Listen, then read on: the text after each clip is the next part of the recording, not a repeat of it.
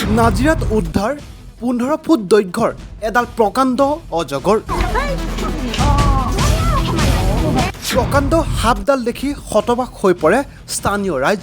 আজি পুৱাই নাজিৰা বিহুবৰ শিলনিবাসী ৰাইজক গুড মৰ্ণিং দিলে এডাল প্ৰকাণ্ড অজগৰে।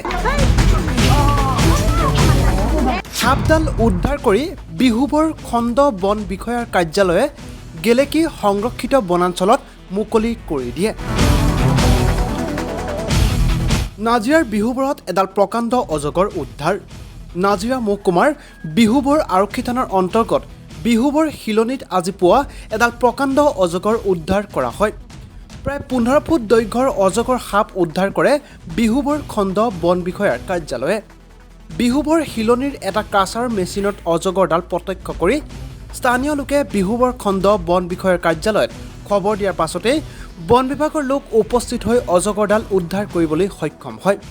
উদ্ধাৰ কৰা অজগৰডাল গেলেকী সংৰক্ষিত বনাঞ্চলত মুকলি কৰি দিয়া হয় বুলি জানিব দিয়ে বন বিভাগে।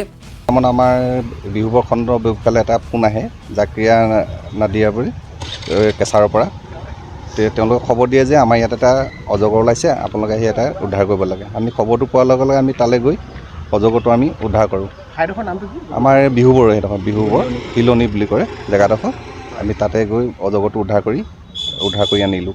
কিমান ওজনৰ? এইটো অনুমানিক আপোনাৰ 27-30 কেজিৰ ভিতৰত হ'ব এইটো অজগৰটো। আমি এতিয়া বৰ্তমান আমি গেলেকী ৰিজাৰ্ভত আমি মেলিবলৈ সিদ্ধান্ত লৈছোঁ। আমাৰ ওপৰৰ পৰা খবৰে যে আমি তাতে এতিয়া বস্তুটো মেলি দিয়া হ'ব। নাজিৰাৰ পৰা দিলীপ হাজৰিকাৰ প্ৰতিবেদন, নিউজ 24 অসম।